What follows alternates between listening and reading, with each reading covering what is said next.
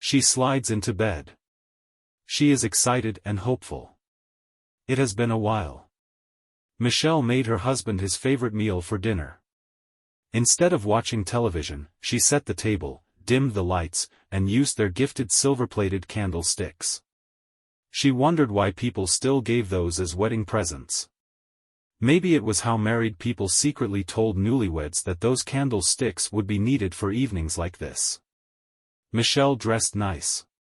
She was nervous and did not want to be that obvious, but she did her best to set the mood. Michelle wanted a romantic evening. It was that simple, yet their life no longer was. Work was stressful and Derek had been working long hours. They rarely saw one another and Michelle feared they were growing apart. It had been months and she hoped tonight she could end their draft.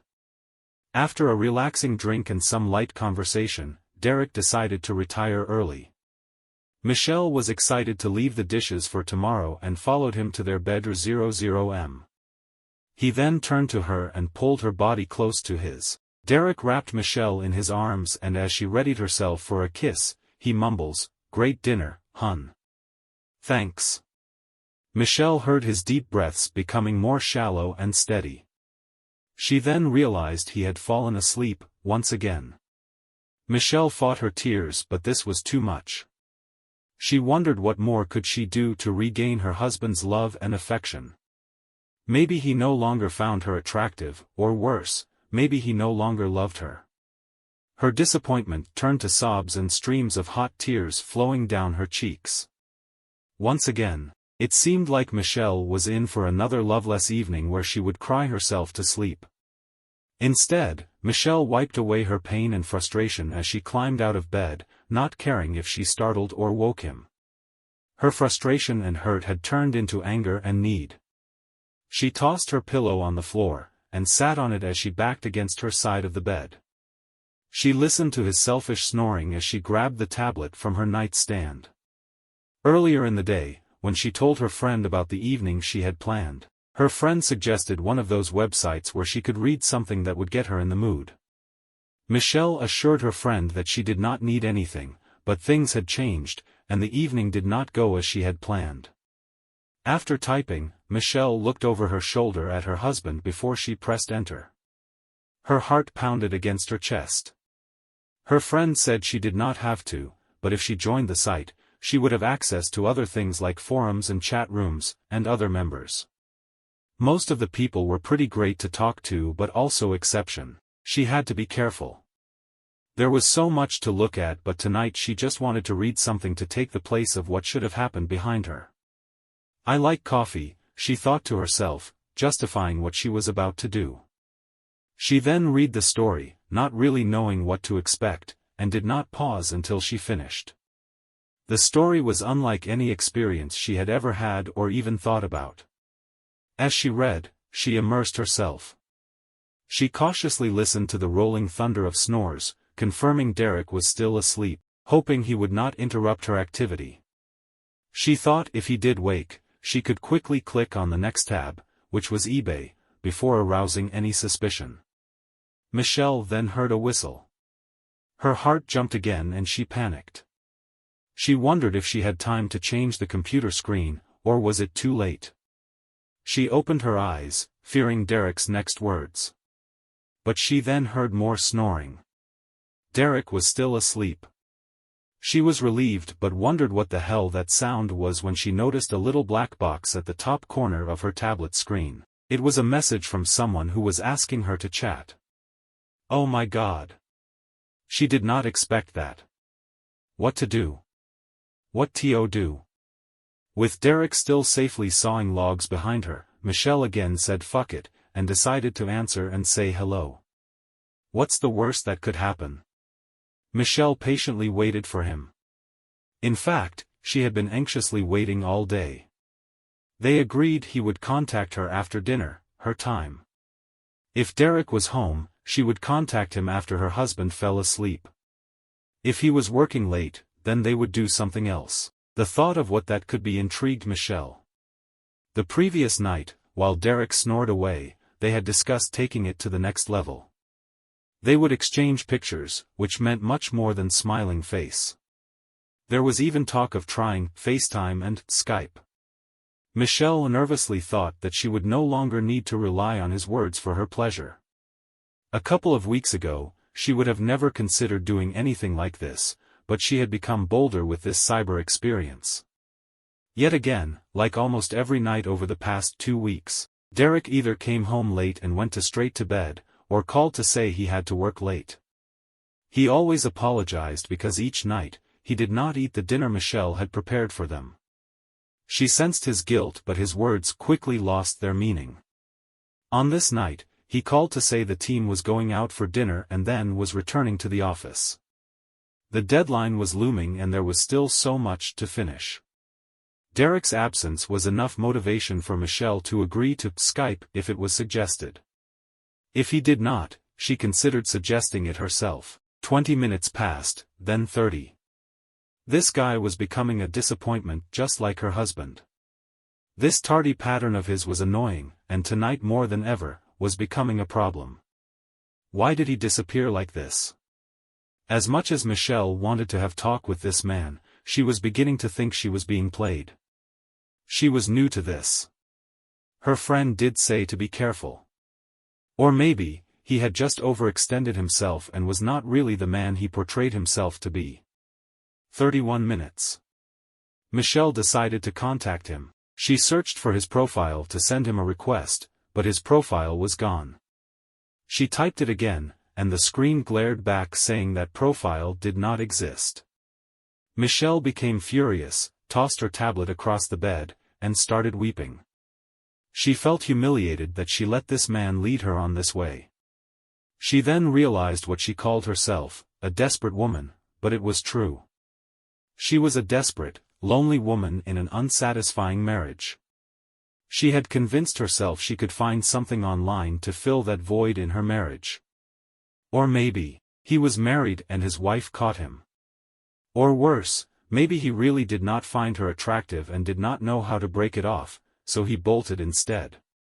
Michelle now staring at her husband's side of the bed, shocked that she just called someone the word her friend used. She was also having very nasty thoughts of what she would like to do tonight with Derek while he slept. She knew she was smart enough, but not strong enough to dispose of his. She became enraged that his selfish inattentiveness pushed her to these lengths. She had become that woman that was searching for online love, or cheat, or whatever it was. Then, her tablet whistled. Ready to both tear a strip off of the prick but also forgive him, she lunged across the bed for the tablet. But no. It was someone else. Without hesitation, she typed hello and sent her reply. Michelle was more careful this time, but also more aggressive. This time, she was the one in control. Curiously, she appreciated that Rick respected her privacy and did not ask for any pictures. So, she did not ask for any of him. Instead, they exchanged descriptions of one another. Rick said he was an average guy, with blonde hair and blue eyes, and that he liked to work out. He wore a suit and tie that during the day hid a few large and colorful tattoo choices from his youth. Michelle liked tattoos and wanted to see them, but decided not to ask him to send pictures.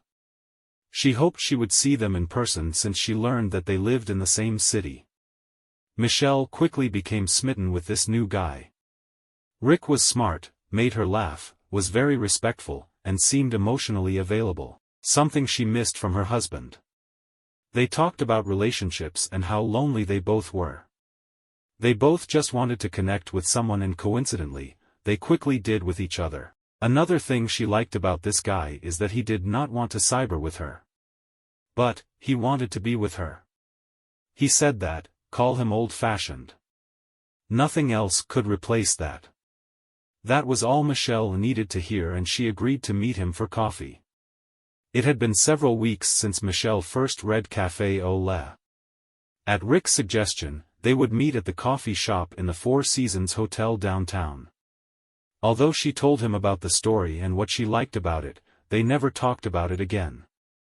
When she entered the coffee shop, she immediately saw the hallway that led to the washrooms. She walked to the counter and ordered the drink and muffin as she said she would. The uneaten muffin displayed on the table was how he would know for certain who she was. The barista told her she would bring her coffee and muffin to her, so Michelle found a table for two in the corner near the hallway. Her mind began to race. How cool would that be to reenact that scene from her favorite story? After she sat, Michelle became nervous and wondered if a caffeinated beverage was the right choice. She was already shaking. Derek had missed dinner every night this week. It had gone beyond ridiculous. She found it hard to believe anyone's work could be this demanding.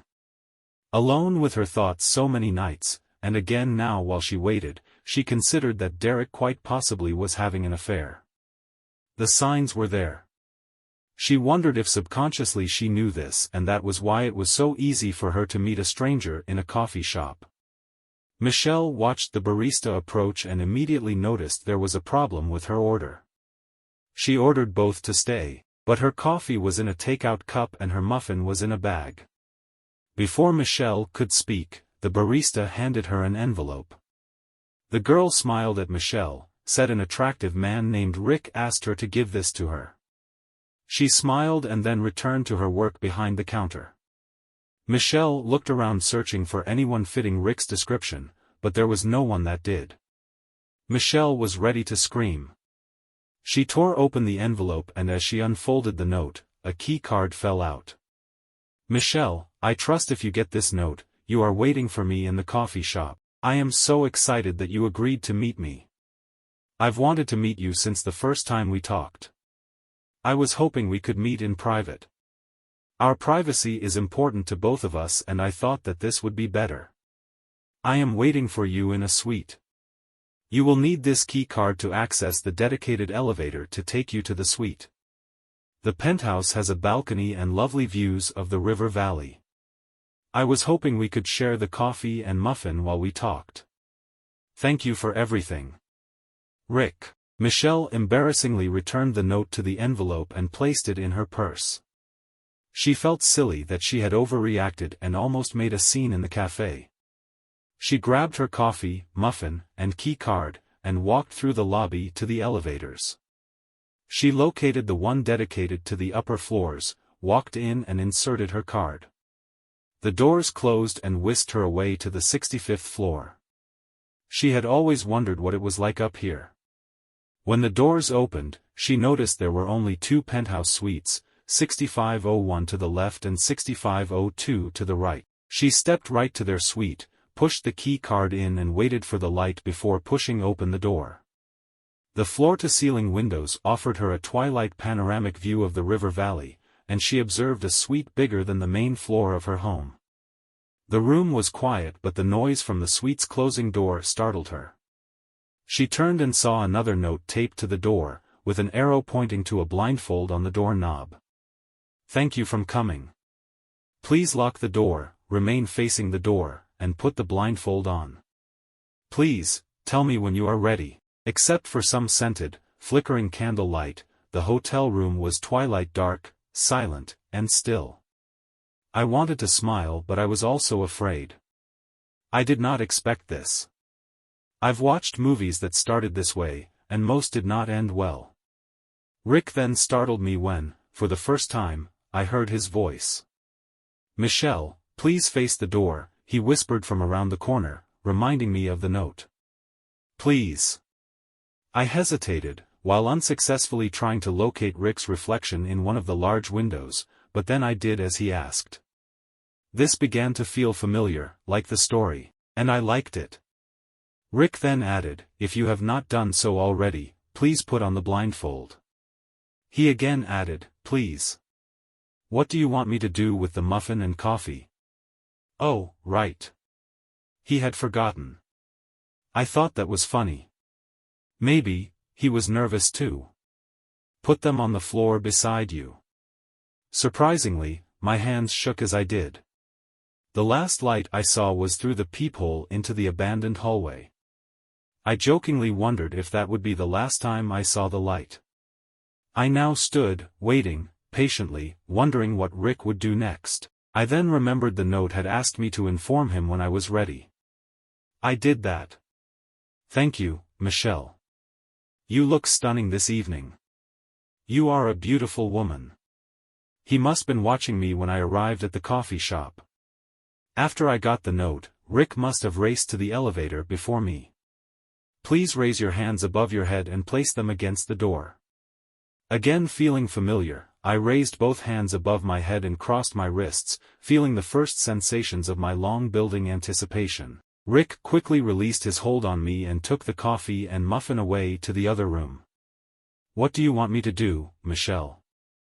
To my frustration, he then removed his touch and stepped away. Rick, where are you going?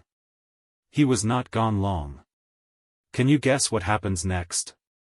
As we both began to regain our breath, Rick chuckled, a deep-voiced man giggle, and the sound reminded me of something. A song? A tune? A nursery rhyme? No, it was something else. I could not place it, but it sounded familiar. Maybe, something I heard on the radio or at the gym. I hate getting an earworm. Rick then whispered for me not to move and that he would return shortly. I assumed Rick was getting something. But Rick had not done any of those things. Instead, he went further than I could have ever imagined. Tears immediately filled Michelle's eyes when she heard the first flawless chord from his guitar. Michelle ripped off her blindfold and sat up to see her husband playing the song he had written for her, and sang to her on their wedding day. Michelle lost control and uncontrollably sobbed. Dabbing her weeping eyes with the blindfold, she watched Derek's own emotion challenge him, but being the consummate professional that Derek was, he finished the song, with no missed chords or wavering of voice. Just like on their wedding day so many years before.